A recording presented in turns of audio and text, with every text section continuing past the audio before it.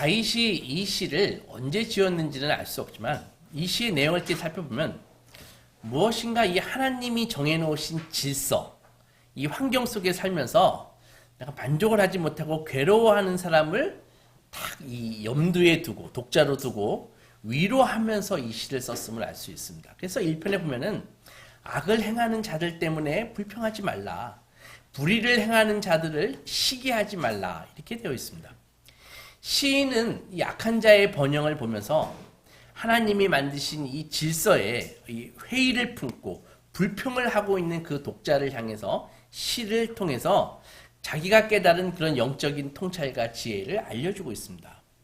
그리고 그 해법도 제시하고 있습니다. 4절 보면은 또 여호와를 기뻐하라. 그가 네 마음의 소원을 이루어 주시리로다. 이렇게 되어 있습니다. 성도의 삶에서 최고의 미덕은 바로 하나님을 기뻐하는 삶입니다. 하나님을 위해서 내가 뭔가 노력을 해서 이루는 것이 아니라 그래서 하나님께 칭찬을 받고 하나님의 사업에 무슨 도움이 되는 일을 행하는 것이 아니라 그냥 하나님을 기뻐하는 것, 그게 바로 성도의 가장 큰 미덕이고 하나님께서 그를 통해서 가장 기쁨을 얻으신다는 것입니다. 왜냐하면 한 사람이 하나님을 기뻐한다고 하는 것은 곧 하나님을 사랑한다라는 것과 같은 말입니다. 여러분, 하나님을 기뻐하지 않아도 하나님이 주시는 것을 기뻐할 수 있습니다. 내가 하나님을 사랑하지 않지만 하나님이 주신 것들을 사랑할 수 있습니다. 물론 이런 사람들을 하나님께서 기뻐하시지 않습니다. 무슨 말인가 하면 하나님의 선물을 기대하고 그것을 받으면 기뻐하지만 그 모든 것을 주신 하나님을 좋아하지 않는다면 하나님께서는 그런 사람을 기뻐하지 않는다는 말씀입니다. 사실 이 세상에 존재하는 모든 것들은 다 하나님께서 주신 것입니다. 그런데 그 모든 것을 주신 하나님을 기뻐하지 않고 그 주신 것만을 기뻐한다면 어떤 의미에서 선물을 주신 분에 대한 배신이라고 할 수 있는 것이죠. 쉽게 얘기해서 신랑이 신부에게 아주 명품 브랜드의 핸드백을 선물했는데 신부가 너무 갖고 싶었던 핸드백이어서 그것을 받고 기뻐한 나머지 선물한 신랑에게는 아무 관심이 없다면 그것은 신랑에 대한 배신행위라고 할 수 있는 것입니다. 근데 유감스럽게도 이 세상의 모든 사람들이, 세상 종교를 갖고 있는 사람들이 하는 이 사고방식이 바로 이런 식이라는 것이죠. 대부분의 사람들이 자기를 중심으로 놓고 종교 생활을 합니다. 무슨 말인가 하면 자기 사랑을 딱 중심에 놓았는데 이렇게 자기 사랑을 중심 쪽에 딱 놓으면은 이게 옳은 것인지 아닌지 확신하지 못하게 됩니다. 계속 흔들립니다. 왜냐하면 인간은요, 중심이라는 것은 기준이 되는 진리인데 사람은 그런 역할을 감당할 수 없습니다. 그래서 계속 흔들리니까는 어떻게 합니까? 다른 신들을 끌어들입니다. 신들을 끌어들입니다. 그래서 자기가 믿는 신에게 자기가 귀의하는 것이 아니라 자기는 가만히 있고 그 신을 자기에게로 끌어옵니다. 그래서 본인에게 없는, 나에게 없는 초월적인 능력이나 자원들을 그 신들의 이름으로 끌어다가 쓰는 것이죠. 이것이 세상의 종교인 것입니다. 제가 예전에 직장 생활을 할 때 저희 회사는 무역회사였습니다. 그런데 사장님이 사무실을 이전하거나 사업이 좀 어렵다 싶으면은 고사를 지내셨습니다. 돼지 머리를 제사상 가운데 턱 놓고 가족이나 친구들 그리고 직원들이 하나씩 돌아가면서 돼지 주둥이에 돈을 다 물리고 절을 한 것이죠. 그리고 고사가 끝나면은 이 돼지 귀를 좀 잘라가지고 이 종이에 잘 싸가지고 스카치 테이프에다 해가지고 여기저기 직원들 책상에다가 탁 붙여놨습니다. 아주 좀 기분이 좀 안 좋았어요. 돼지 귀를. 물론 사무실 입구에 그리고 사장실에도 부적을 탁 붙여놓았죠. 근데 고사를 지낼 때 제가 절을 하지 않는 저를 보면서 사장님이 좀 탐탁치 않게 생각하셨지만 크게 문제를 삼지는 않으셨습니다. 이것은 우리 회사만의 일이 아니라 한국 사회 여기저기에 이 종교 문화로서 자리 잡고 있는 이 무속신앙입니다. 예전에는 집이나 사업장을 이사할 때마다 많은 사람들이 이렇게 고사를 지냈습니다. 지금도 하는 분들이 많이 있죠.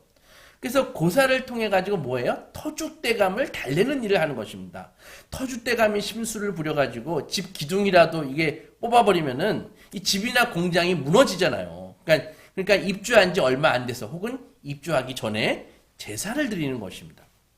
근데 그 제사를 받아먹는 그 터줏대감이 돼지머리와 시루떡과 이 과일 같은 제사 음식을 받아 먹으면서 제사 드리는 사람에게 이거 봐. 너희가 준비한 이 돼지머리나 시루떡이나 이것에 네 마음과 뜻과 성품이 담겨 있니? 라고 묻지 않습니다. 혹은 터줏대감이 제사를 드리는 사람에게 너의 평소의 삶이 이 고사에 합당하지 않도다. 이렇게 말하는 그런 터줏대감은 없다는 것이죠.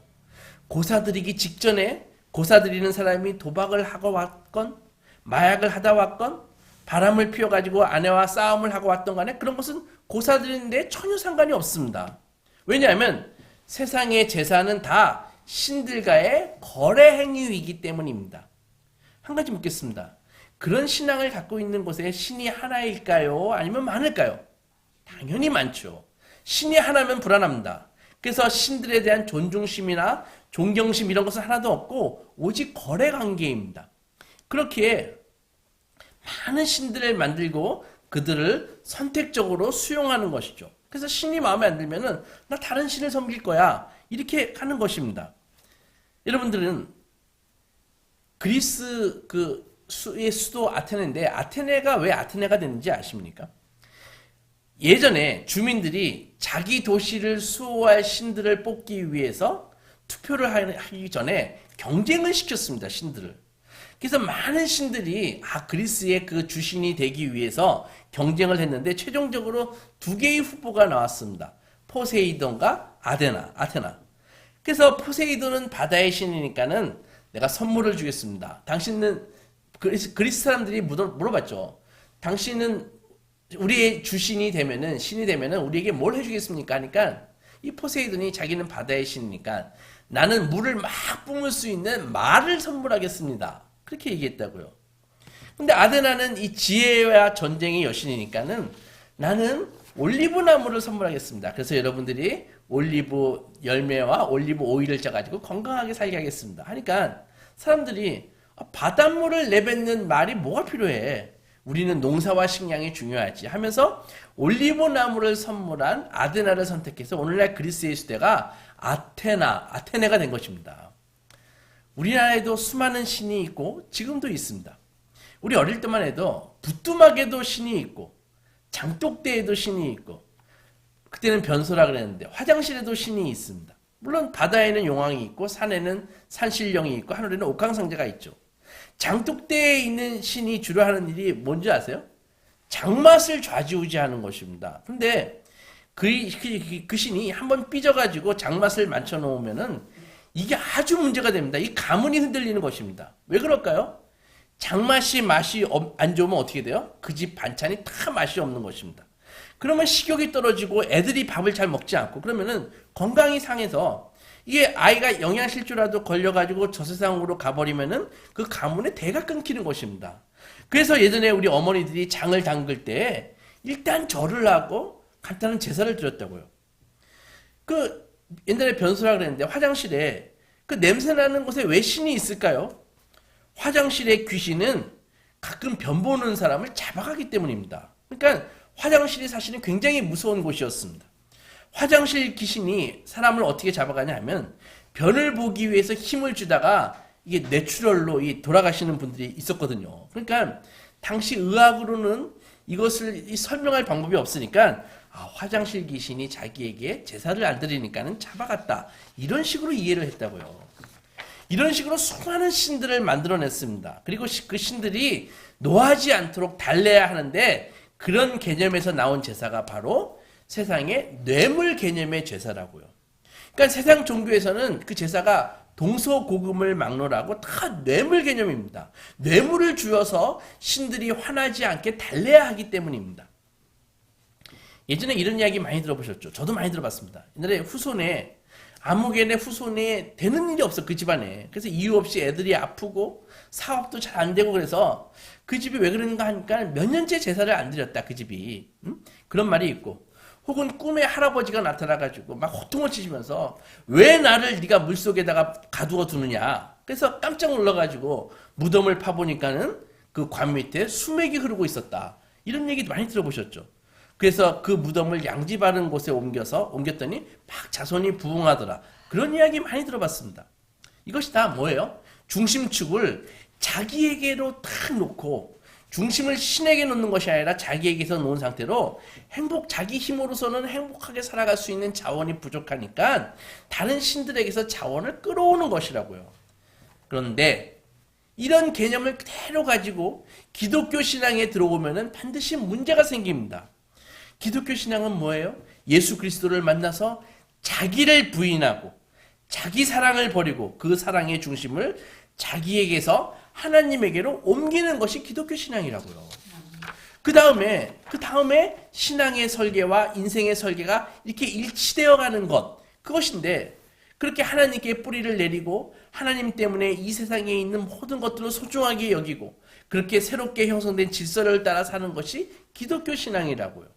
그런데 많은 사람들이 세상의 그 종교의 개념을 그대로 가지고 와가지고 기독교 신앙에 들어와서도 하나님과 흥정하려고 합니다. 그래서 하나님, 내가 이렇게 헌신할 테니까, 내가 이렇게 헌금 많이 할 테니까 나에게 이런 것을 주세요 라고 그렇게 하는 사람들이 많이 있다는 것이죠. 하나님과 거래하려고 하는 사람들의 공통점이 뭔가 하면은 자신이 원하는 것을 하나님으로부터 받아내는 데에 자기의 관심이 있지 하나님을 향해 자기 태도를 바꾸는 데에는 관심이 없다는 것이죠. 그것은 껍질은 기독교인인데 그 안은 세상 종교를 섬기는 것과 다르지 않습니다. 기독교 신앙에서 가장 중요한 것은 바로 자기의 중심을 하나님께로 옮기는 것입니다. 중심축을 하나님께로 옮겼다의 의미는 하나님을 사랑하는 것이 이제는 나의 목적이 되고 나의 삶의 이유가 되는 것을 말하는 것입니다. 여기서 생각해 보십시다. 하나님을 사랑하는 것이 삶의 이유이고 존재의 가치가 된 사람은 무엇 때문에 가장 기뻐할까요? 바로 하나님이 나의 하나님이 되신 것에 대해서 가장 기뻐하는 것입니다. 하나님이 살아계시다는 것에 대해서 가장 기뻐하는 것입니다. 회심한 사람들, 내가 정말 참된 하나님의 자녀가 된 사람들의 가장 결정적인 특징은 바로 그가 하나님을 좋아하는 것입니다. 하나님을 기뻐하는 것입니다. 하나님을 즐거워하는 것입니다. 그래서 예배하는 것입니다. 원래 기쁨은 사랑의 한 특성입니다. 사랑의 특성이 이 기쁨이 있고 소중히 여김, 이게 사랑의 이 특성이거든요. 그래서 사랑을 하면은 사랑하지 않는 사람의 눈에는 그게 하찮게 보여도 사랑하기 때문에 사랑하기 때문에 그것을 매우 소중하게 여긴다는 것입니다. 이것이 사랑의 특징입니다. 사랑하는 사람이 기뻐하는 것을 나도 기뻐하고 사랑하는 사람이 소중하게 여기는 것을 나도 소중하게 여기는 것입니다. 근데 사랑하지 않으면 어떻게 돼요? 자꾸 거래를 하려고 하는 것입니다. 거래를 하면 무슨 문제가 생겨요? 혹시 무슨 문제가 생기냐? 뭐가 문제냐라고 아직도 생각이 드시는 분이 계십니까? 종교 믿는 거 다 나 좋으라고 믿는 거 아니냐? 그래서 내가 신이 원하는 것을 내가 좀 내어주고 내가 원하는 것을 얻어내면 그만 아니야 라고 생각이 들 수 있습니다. 문제는 하나님과 거래를 하려고 하는 그런 태도는 영원한 기쁨을 가져다 주지 못한다는 것입니다. 하나님 이외의 다른 것들을 인한 기쁨은 그것이 설령 하나님의 선물이라고 할지라도 그것이 내가 원하는 것이라 할지라도 그것은 우리에게 영원한 기쁨을 가져다 주지 못합니다. 그래서 하나님을 기뻐하라 라는 이 계명만큼 쉬우면서도 사실은 어려운 계명이 없습니다. 이 기쁨은 진정으로 회심한 사람만이 가질 수 있는 기쁨이기 때문입니다. 그래서 하나님의 아름다움을 즐기고 기뻐할 수 있는 사람만이 얻을 수 있는 것입니다. 이 교육을 통해서 이루어지는 게 아닙니다. 처음 예수님을 만나 회심했을 때를 한번 생각해 보십시오. 죄와 죽음의 문제를 해결받고 영원한 생명을 얻었을 때의 그 기쁨, 그것은 매일 치성을 드리고 뇌물을 바쳐야 하는 신이 아니라 나의 아버지 되신 하나님을 처음 만났을 때 정말 세상을 다 가진 것처럼 기뻤습니다. 나는 이제 지금 당장 죽어도 문제없다. 하나님의 자녀가 되었다는 사실이 얼마나 기쁘고 든든했습니까? 그러다가 이제 지식도 쌓이고 신앙의 수준도 스스로 높아졌다고 생각이 들면 예전만큼 하나님을 안 기뻐하는 사람이 되었습니다. 그럼 어떻게 다시 하나님을 기뻐하는 사람이 될까요? 회개해야 되는 것이죠. 그러면 다시 하나님을 기뻐하는 사람으로 돌아옵니다. 많은 사람들이 내가 지금 하나님을 기뻐하지 못하는 이유는 내가 근심거리가, 내 머리가 복잡해. 내 근심 걱정이 많기 때문이야. 라고 생각합니다. 그러나 그것은 아닙니다. 우리가 하나님을 기뻐하지 못하는 것은 우리 인생이 고단하고 시련을 만나 근심거리가 많기 때문이 아니라, 만약 그렇다면 근심과 걱정이 없는 사람들은 하나님을 다 사랑합니까? 아니죠. 그죠? 근심 걱정이 없고 형편이 좋은 모든 신자들이 하나님을 다 사랑합니까? 아닙니다. 그런 것 때문에 하나님을 기뻐하지 못하는 것이 아니라 바로 다른 것을 사랑하기 때문에 하나님을 사랑하지 못하는 것입니다. 고난이 오고 시련이 오는데 내가 뭘 사랑하겠습니까? 하지만 바로 자기 자신을 사랑하는 것이죠. 하나님을 사랑하지 않고 자기 자신을 사랑하는 것입니다. 반면에 시련과 고통을 당할 때 자기를 사랑하지 않고 하나님을 사랑하는 사람은 이렇게 생각합니다. 욥이 그런 경우인데, 욥이 하늘의 회의의 결과로 자기가 갖고 있는 재산과 자식을 하루아침에 다 빼앗기고 잃어버렸습니다. 졸지에 자녀와 재산을 다 잃은 욥이 이렇게 고백하잖아요. 내가 모태에서 알몸으로 나왔은즉 또한 알몸이 그리로 돌아가올지라. 주신이도 여호와시오 거두신이도 여호와시오니 여호와의 이름이 찬송을 받으실지어다. 이렇게 믿음으로 이기는 것입니다. 환난과 고난을 맞는 모든 사람들이 모두 하나님을 원망하고 불평할까요? 그것도 아닙니다. 오히려 환난 중에 기뻐하는 성도들이 많이 있습니다. 우리가 신앙생활을 회상해 볼 때 언제 정말 기뻐했습니까? 바로 고난이 많았을 때, 그때 동시에 기쁨도 너무 많았음을 우리는 알 수 있습니다. 더욱이 주의 일을 감당하다가 고난을 당한다? 정말 말할 수 없는 영광이죠. 스데반 집사님이 그런 경우 아닙니까? 복음을 전하다가 유대인들에게 둘러싸여서 돌에 맞아 순교할 때에도 기쁨이 넘쳐가지고 영안이 열리고 예수께서 하나님의 우편에 서신 것을 보았습니다. 그래서 사도행전 7장에 보면은 59절에 예수님이 보이니까, 이 순교의 순간에 예수님이 보이니까 주 예수여 내 영혼을 받으시옵소서, 주여 이 죄를 그들에게 돌리지 마시옵고, 이 말을 하면서 잠을 잤다라고 기록되어 있습니다. 성도의 죽음은 정말 이렇게 죽을 수만 있다면 최고의 축복입니다. 죽는 그 순간에 두려움이 아니라, 무지가 아니라 영적인 눈이 내가 열려가지고 보좌 우편에 예수께서 서신 것이 보이면서, 그리고 세상 사람들을 다 용서하고 나에게 잘못한 사람들을 다 용서하고 우리가 갈 수 있다면은 그보다 더 기쁜 성도의 죽음이 어디 있겠습니까? 스데반은 예수를 위해서 고난을 받기에 합당한 자로 하나님께서 인정해 주신 것이죠. 그래서 너무 기뻤습니다. 돌에 맞아 죽으면서 내가 육신은 고통스러웠을지 모르지만 영혼을 한없이 기뻐하는 것, 바로 그것이 신령한 성도의 기쁨의 특징입니다. 하나님을 기뻐하지 못하는 이유는 사랑이 하나님께 있지 않고 자기에게 있기 때문입니다. 그러므로 성도가 누릴 수 있는 참된 기쁨은 하나님으로 말미암는 기쁨이고, 이 기쁨은 하나님과 올바른 관계를 가진 사람만이 가질 수 있는 기쁨이라는 것이죠. 하나님과의 관계를 고치고 새롭게 하는 사람들만이 그 안에서 하나님으로 말미암는 기쁨을 누릴 수 있게 됩니다. 그런데 하나님을 기뻐하는 사람은 특징이 한 가지 있습니다. 그게 뭐냐면은 하나님께서 주신 것 혹은 하나님께서 허락하신 그 모든 것을 다 수용한다는 것입니다. 그것이 하나님을 향한 기쁨의 그 특징입니다. 나의 마음에, 내 생각에 그것이 나에게 고통이든 복이든 고통이 되든지 간에 그런 것과는 상관없이 하나님을 기뻐하는 사람은 하나님 때문에 주어진 모든 것들을 다 기뻐한다는 것입니다. 하나님을 기뻐하는 사람은 하나님과 관련된 모든 것을 다 기뻐합니다. 여러분, 교회는 하나님이 아닙니다. 하지만 교회는 하나님의 집입니다.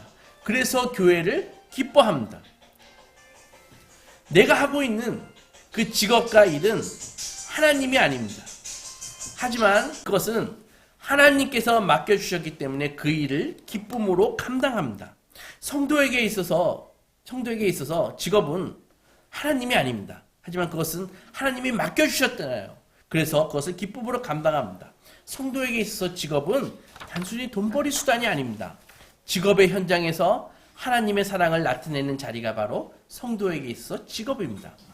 그렇게 하나님을 기뻐하고 사랑하는 사람은 하나님 때문에 존재하는 모든 것들을 다 기뻐하고 그 질서 자체를 수용합니다.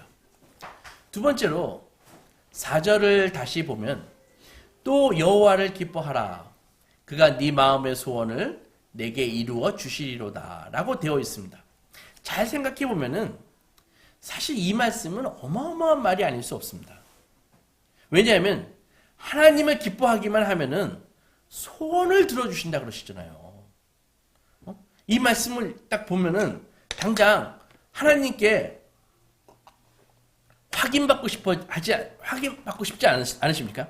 정말이죠. 정말 하나님을 기뻐하기만 하면은 제 소원 다 들어주시는 거죠. 라고 물어보고 싶지 않나요? 귀가 솔깃하지 않나요? 이제 하나님을 기뻐하기만 하면 되겠네요. 라고 말입니다. 그러면 여러분은 무엇을 구하시겠습니까? 하나님이 소원을 다 들어주신다고 하는데 테슬라 CEO인 일론 머스크보다 더 부자가 되게 해달라고 구할까요? 아니면 러시아의 실질적인 황제 푸틴만큼 그 권력을 달라고 그렇게 구하시겠습니까? 아니면 텔레비에 나오는 유명 연예인과 같이 아름다운 미모를 구하시겠습니까? 아니면 이것도 저것도 아니면은 나를 지금 이 모양 이 꼴로 만든 그 인간에게 천벌을 내려달라고 구할까요? 근데 문제는 하나님을 진정으로 기뻐하면은 그런 것을 구하지 않게 된다는 것입니다. 스펄전 목사님이 이렇게 설교했습니다. 누가 나더러 제왕의 면류관을 쓰고 한 나라의 왕이 되라고 한다면은 나는 이렇게 말할 것이다. 나는 그런 사소한 일에 신경 쓸 시간이 없다. 주님의 복음을 전하기에도 나는 시간이 부족하다라고 말입니다. 매일 게임만 하는 아이가 있었습니다. 아빠가 하루는 그 아이를 불렀습니다. 얘들아, 얘야, 너 또 38등 했구나. 민망하다. 아빠가 보기에 너는 머리는 참 좋은데 노력을 하지 않아서 네 성적이 이 모양이야. 네가 다음 기말고사 때 5등 안에 들면은 아빠가 네 소원 다 들어줄게. 뭐든지 얘기해. 했더니 그 아이가 평소에 갖고 싶었던 그 소니사의 비디오 게임기인 플레이스테이션을 사달라고 했습니다. 아빠 플레이스테이션 사주세요. 근데 이 아이가 정말 열심히 공부해가지고 15등을 했습니다. 매번 38등, 40등 하던 아이가 15등이라는 건 정말 처음 받아보는 그런 등수였습니다. 엄마 아빠가 너무 감격스러워서 봐라, 너 하면 되잖아. 네가 비록 이번에 5등에는 못 들었지만은 그래도 너무 잘했어. 아빠가 플레이스테이션 사줄까? 그렇게 했더니 아이가 아니 그냥 수학학원 하나만 더 끊어줘. 우리 반 1등 하는 아이가 그 학원 상급반에 다니는데 아빠 나도 그 반에 들어가고 싶어 라고 말했습니다. 엄마 아빠는 더 놀랬습니다. 아이가 놀랬도록 변했기 때문입니다. 아이가 38등 할 때는 막 게임기 사달라고 막 그렇게 얘기했는데 공부를 하고 성적이 오르니까 이게 게임기가 관심이 아니라 공부 잘하는 아이들이 다니는 학원에 가고 싶다는 거예요. 무슨 말입니까? 하나님이 아닌 세상을 사랑하고 자기를 사랑할 때는 세상에 성공한 친구들이 자꾸 눈에 보이는 것입니다. 내 친구 누가 거기에 아파트 샀댔지. 그 5억이나 올랐대. 그 친구 이번에 유럽에 가가지고 2주간이나 여행하고 왔대. 아, 걔 또 샤넬백 또 샀어. 막 이런 게 막 보이는 것이죠. 그런데 하나님을 깊이 만나 이제 내가 신앙생활을 잘해야 되겠다라고 생각하고 눈을 하나님께 고정하면은 그런 것들은 하나도 눈에 들어오지 않습니다. 대신에 아, 저 사람 믿은 지도 얼마 안 되는 사람이 어떻게 저렇게 신실하게 신앙생활을 할까? 저 사람 나보다 나이도 어린데 어쩜 저렇게 하나님의 말씀에 대해서 깊은 이해를 갖고 있을까? 저 사람 나보다도 형편이 어려운 것 같은데 어떻게 이렇게 헌신을 할까? 하나님을 만나 그분을 기뻐하면 사람이 이렇게 바뀌는 것입니다. 그래서 하나님께서 얼마든지 자신 있게 말씀하신 것입니다. 여호와를 기뻐해라. 그리고 네 마음의 소원을 말해봐라. 내가 다 이루어 줄 것이다. 이렇게요. 생각해 보십시오. 하나님을 사랑하고 하나님을 그렇게 기뻐하는데 그런 성도가 누구를 기쁘게 하기 위해서 구하겠습니까? 당연히 다 하나님과 그분의 나라를 위해서 구할 텐데 하나님께서 그에게 무엇을 아끼시겠습니까? 여러분, 하나님께서 나에게 내가 너의 소원을 이루어 주리라. 무엇이든지 구해보라. 이런 음성을 들려주신다면 얼마나 놀라고 기쁘겠습니까? 근데 실제로 그 성경에서 그 질문을 받은 사람이 있습니다. 누굽니까? 솔로몬이죠. 열왕기상 3장에 보면은 솔로몬이 왕으로 등극하고 나가서 하나님께 1000번제를 드렸습니다. 1000번을 연속으로 드렸는지 1000마리를 한꺼번에 잡았는지 모르겠지만은 1000번에 1000번제를 드리고 나가지고 그러니까 하나님께서 여호와께서 솔로몬의 꿈에 나타나서 내가 너에게 무엇을 줄고 너는 구하라 라고 말씀하셨습니다. 솔로몬은 이렇게 구했습니다. 이 9절에 보면은 누가 주의 이 많은 백성을 재판할 수 있겠습니까? 듣는 마음을 종에게 주십시오. 그래서 주의 백성을 재판해서 선악을 분별할 수 있도록 도와주십시오. 이렇게 기도했다고요.